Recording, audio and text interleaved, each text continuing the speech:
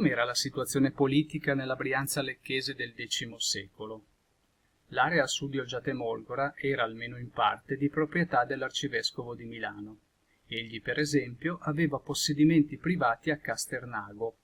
Infatti, da una pergamena dell'879 leggiamo che l'arcivescovo Ansperto dona ad Ariprando e ai suoi nipoti tutti i suoi beni e diritti in vico et fundo Castronaco, cioè nel villaggio e podere di Casternago. Nell'897 l'anziano arcivescovo Landolfo I donò al monastero di Sant'Ambrogio di Milano alcuni boschi a Ciucuno, forse Cicognola, terreni a Monticello, per alcuni storici è la nostra frazione, ma noi non crediamo sia così antica, e in loco et fundo Leuco. Lecco viene definito locus, cioè corte residenziale, spesso fortificata, e fundus, ovvero un territorio di vari ettari costituiti da campi e coltivati da massari. Il 1 maggio 892 il re d'Italia Guido di Spoleto dona la corte di Almenno a suo zio Corrado, marchese e conte di Lecco. Cos'era successo rispetto a 13 anni prima? Per difendere i confini dell'impero, l'imperatore accorpò vari ducati del nord Italia, creando così la Marca settentrionale e donandola poi a suo zio Corrado, originario di Reims e poi residente a Lecco, evidentemente un parente di cui fidarsi. Nulla però ci è dato sapere sulla creazione della contea di Lecco, che probabilmente è più antica. Il potente marchese approfittò del suo potere per comprare vari territori nel corso degli anni. Precisiamo però che non si tratta solo di campi o case, come quelli ceduti da Ansperto, bensì anche di chiese, rocche, corti, campi, fiumi, paesi interi con gli abitanti e i diritti di esazione delle tasse. Corrado e i suoi successori acquisirono in tal modo Brivio e Baiedo, in Valsassina, nell'attuale provincia di Lecco, la corte di Almenno, Verdello, Stezzano, Brembate, Palosco sull'Oglio, Paratico sull'Iseo, Borgo Canale, Levate, Caravaggio e Barbata, nell'attuale provincia di Bergamo, e infine Vidolasco, Camisano e Sesto Cremonese, nell'attuale provincia di Cremona, praticamente fin quasi sul fiume Po. Da notare che le contee nell'Alto Medioevo non erano territori compatti, come sono per noi le regioni, le province o le città metropolitane. Erano invece territori sparsi, disomogenei, del tutto inframmischiati con altri territori affidati ad altri conti. A Corrado succedette Radaldo.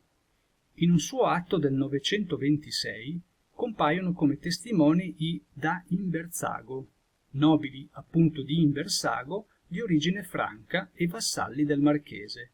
Radaldo dimorava però ad Almenno, pur avendo anche il feudo di Lecco. Il suo successore, Viberto, per la mutata politica imperiale, perse purtroppo il titolo di marchese.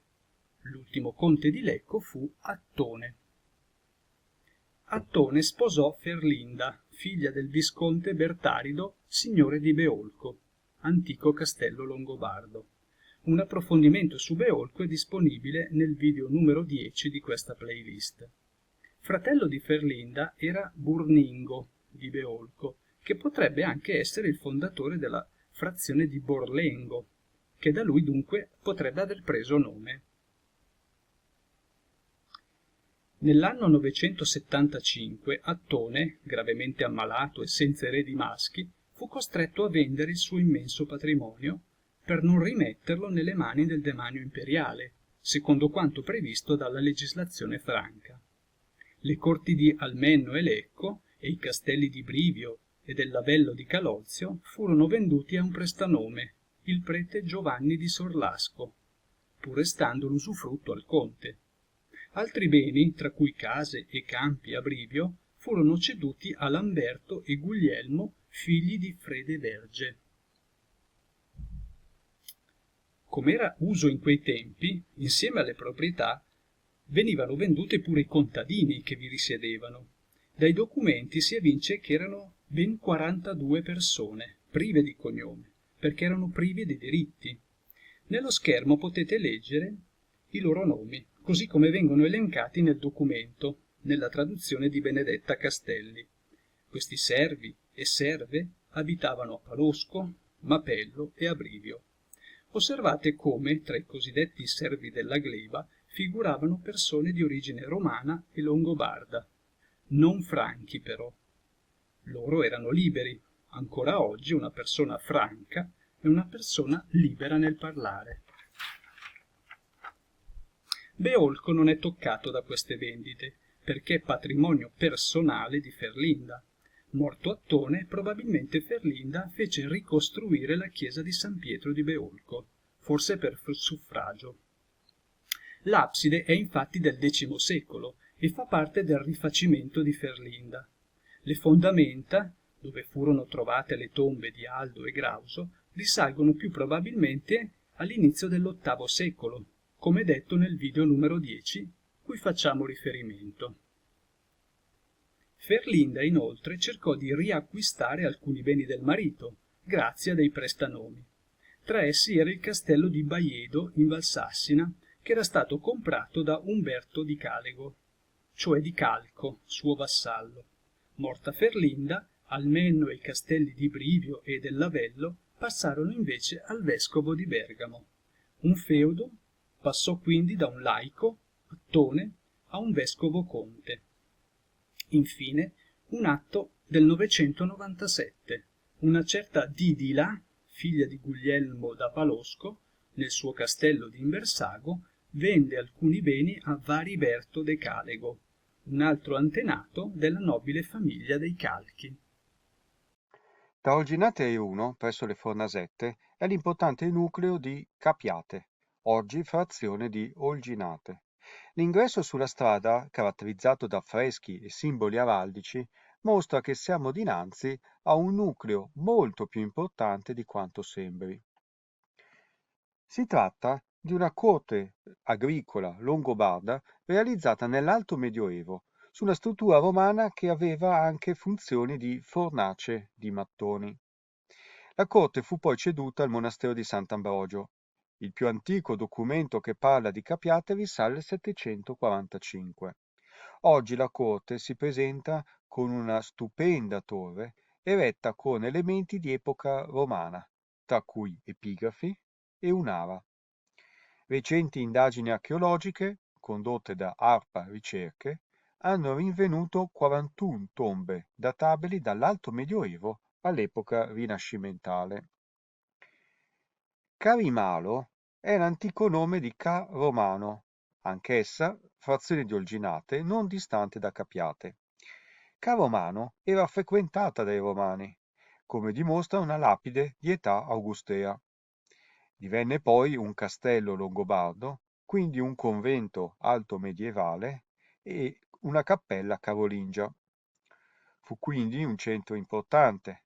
Da questa cascina ebbe origine la famiglia dei Carimalo, capace di dare un vescovo a Bergamo. Qui nacque infatti Adalberto de Caromano, o Carimalo, vescovo dall'890 al 935, fatto cardinale da Papa Giovanni X e morto in odore di santità secondo le cronache dell'epoca. Ma ritorniamo al vescovo di Bergamo. Adalberto de Carimalo aveva una sorella. Sua sorella, Rodelinda, era moglie del conte Alcherio, figlio di Teutaldo, del luogo di Airuno, padrone della Rocchetta. Alcherio aveva almeno due figli maschi, Teutaldo, come il nonno, e Ariprando, e aveva anche un fratello minore, Arioaldo. Nel 960 Alcherio, ormai non più giovanissimo e vedovo da probabilmente qualche anno, deve partire in guerra con i suoi figli. Alcherio, insieme al suo signore il conte Attone, fa parte dell'esercito di Berengario II di Ivrea, re d'Italia. Berengario doveva difendere il regno dall'imperatore Ottone I, chiamato dal Papa a fare cessare i continui soprusi del re contro Roma. Ottone, stanco dei tentativi di autonomia che Berengario cercava di ottenere, voleva rientrare in possesso del territorio italiano per affidarlo a qualcuno di più fedele alla corona imperiale. La battaglia si sarebbe svolta nel 961 presso l'isola Comacina, ancora una volta al centro della politica nazionale. Prima di partire per la guerra, Alchevio dona alla chiesa plebana di Brivio campi e vigne tra Brivio e Aeruno, mentre la chiesa di San Genesio, sull'omonimo monte, offre la selva di Campiano, località ancora oggi esistente, e l'offerta è fatta per garantire delle messe di suffragio alla sua anima in caso di morte in battaglia. Ma le cose per Berengario andarono molto male. Fu sconfitto e portato come prigioniero nel castello di Bamberga, in Germania. Il conte di Lecco perse immediatamente importanza e i piccoli vassalli furono senza protezione. Ecco però che nel 979 diventa arcivescovo di Milano Landolfo da Carcano. Preoccupato dall'anarchia anche amministrativa della sua diocesi, concesse ai piccoli vassalli orfani del conte di Lecco di riscuotere le tasse nelle proprie pievi. Questi vassalli divennero immediatamente fedeli a Landolfo. Il responsabile del servizio di riscossione delle tasse assunse il nome di capitano e veniva uno per pieve. Inutile dire che la carica divenne ben presto appannaggio delle singole famiglie, visto che la riscossione delle tasse era un servizio molto remunerativo. I capitani di Aeruno, eredi di Alchevio per la pieve di Brivio, e poi i capitani di Vimercato, peraltro provenienti dalla stessa famiglia di Aeruno per la pieve di Vimercate, e poi i capitani di Oè per la pieve di Brianza, e i capitani di Lavello per Olginate, e poi i capitani di Pirovano, di Besana, Carcano, Romagna, della Valberetta, di Melegnano e di Arzago. Diedero tutti origine alle prime famiglie aristocratiche lombarde, spesso non solo imparentate tra di loro, ma a volte che costituivano rami collaterali delle casate principali. Alcune famiglie capitaneali divennero importantissime, come per esempio i capitani di Prima Luna, in Valsassina, detti Torriani, che furono i primi signori di Milano. Nel 20° video, il prossimo, presenteremo la Brianza nell'anno 1000.